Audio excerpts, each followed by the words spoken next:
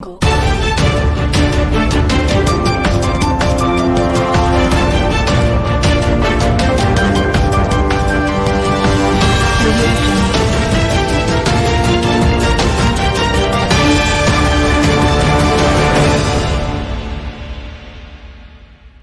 you for joining us again on the News Hour on Biscontv. I'm Stella Opara. We begin with our top stories. On the national scene, federal government to sanction hospitals rejecting emergency patients. Gombe tackles federal government over council autonomy suit.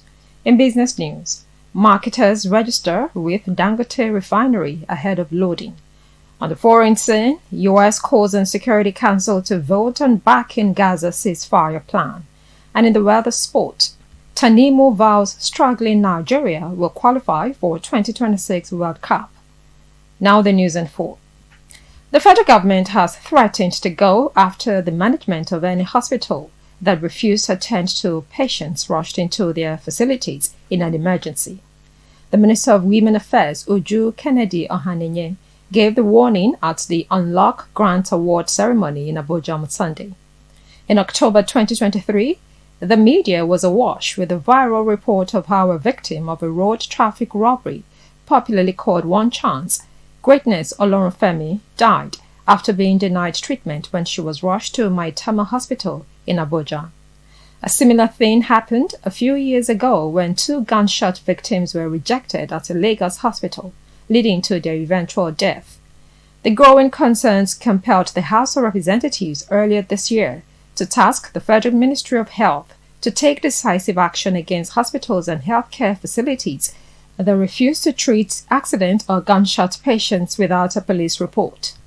But Kennedy Ohanenye said the federal government will no longer allow such incidents to go unpunished, saying hospitals have been directed to start putting out signposts reflecting no more rejection of emergency patients outside their facilities. The minister also revealed that a mobile court has been set up to start adjudicating on such cases. Now, Gombe State Commissioner for Justice and Attorney General Subair Umar disclosed on Sunday that the body of state attorneys general will be challenging the jurisdiction of the Supreme Court to entertain the recent suit filed by the federal government against the 36 states.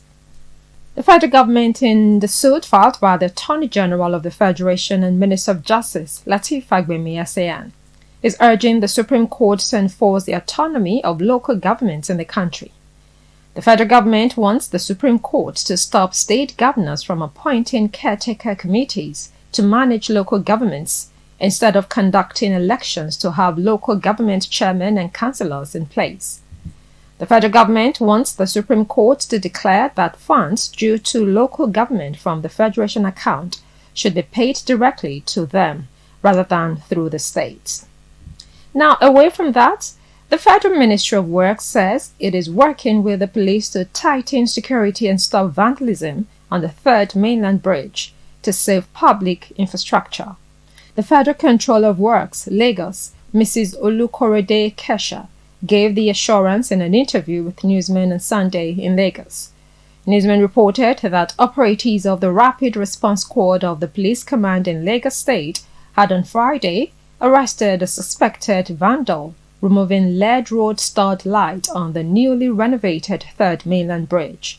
According to the police, the suspect had already removed 10 of the lights before he was caught by a policeman on patrol.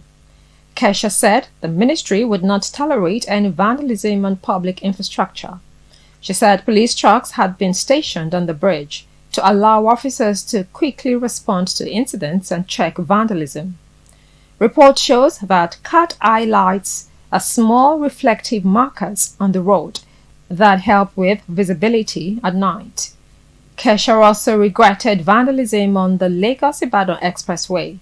She advised Nigerians to protect public property as if it were their private property. She added that Nigerians should report any vandalism or potential threats on public property to relevant authorities. You're still watching Biscontv News. Coming up next is business news. Stay tuned.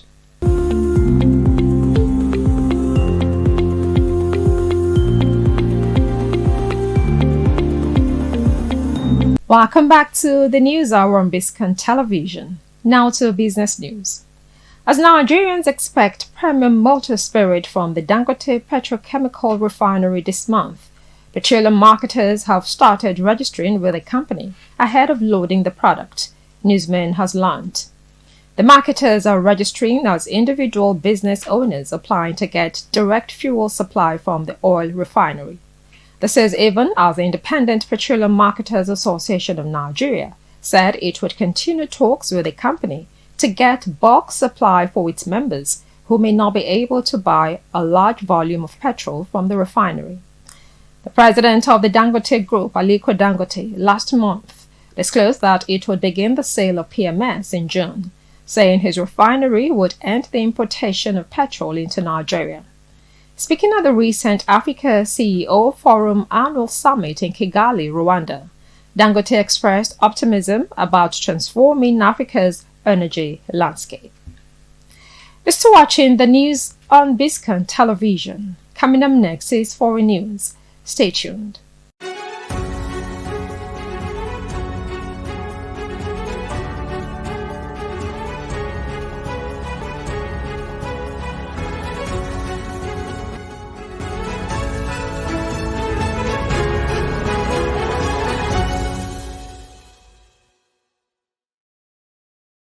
Welcome back.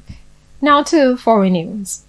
The United States announced on Sunday it has requested a UN Security Council vote on its draft resolution backing a plan for an immediate ceasefire with the release of hostages between Israel and Hamas.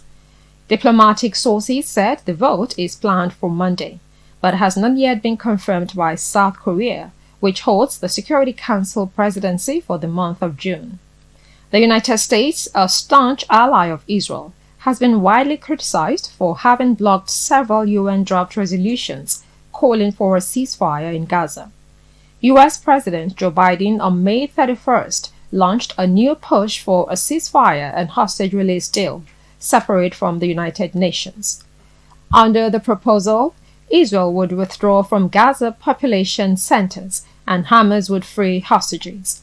The ceasefire would last an initial 6 weeks, with it extended as negotiators seek a permanent end to hostilities. The United States is placing primary responsibility for accepting the proposal on Hamas, specifically calling on the Palestinian militant group to accept the document in the latest version of the draft text. The version, which was distributed to member states on Sunday and was seen by newsmen, welcomes the new ceasefire proposal while stating, unlike in previous versions, that Israel has already accepted. The draft resolution calls upon Hamas to also accept it and urges both parties to fully implement its terms without delay and without condition. In response to a request from several member states, the latest text clearly lays out the proposal. This includes a first phase with an immediate, full and complete ceasefire, release of hostages taken by Hamas, an exchange of Palestinian prisoners, plus withdrawal of Israeli forces from the populated areas in Gaza. This also includes the safe and effective distribution of humanitarian assistance at scale throughout the Gaza Strip to all Palestinian civilians who need it. We'll take another short break, and when we come back, we'll bring you sports news. Stay tuned.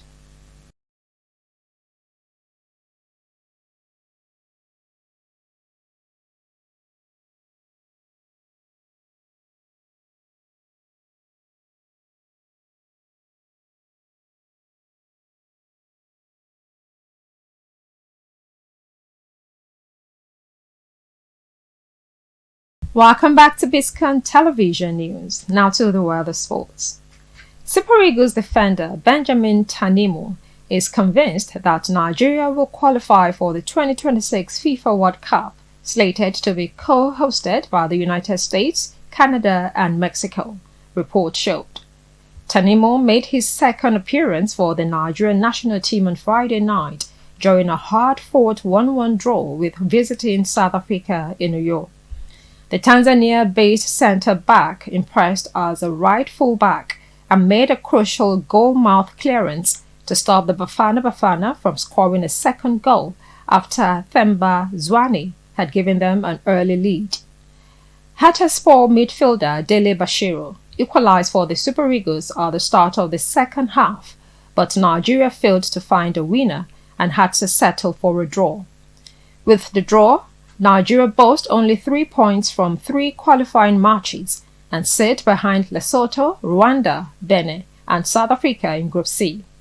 There are growing concerns that the Super Eagles may not qualify for the next Mondial after missing out on the last edition in Qatar 2 years ago.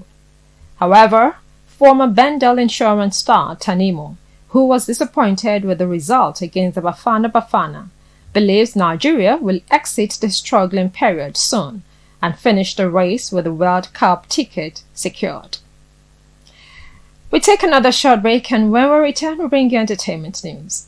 Stay with us.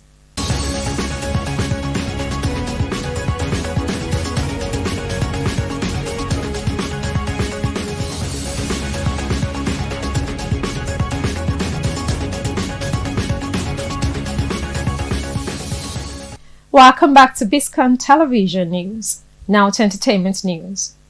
Justin Dean, the ex-husband of an American-based Nigerian dancer, Kora Obidi, has threatened to jail his ex-wife. Dean made this known in a post via his Instagram story. He noted that filing a restraining order and jail term would be possible if Kora continued to spread more lies about him. Dean added that the reign of terror was over as he called for peace between them. Meanwhile, Kora Obidi has declared she is currently prioritizing financial stability over romantic relationships. Newsman reported that Kora made this known in a recent podcast appearance on Hero's Diary. The dancer emphasized that she is not searching for any romantic relationship, stressing that she has many people who satisfy her sexual needs. Speaking on the highly publicized divorce from Justin Dean, with whom she has 2 children, Obidi urged those still fixated on her past marriage to move on. And that's the news for now on Biscontv, compiled and produced by Sarah Abiodun. Now the last line. Bertrand Russell said, "The good life is one inspired by love and guided by knowledge." I'm Stella Opara. Thank you for watching.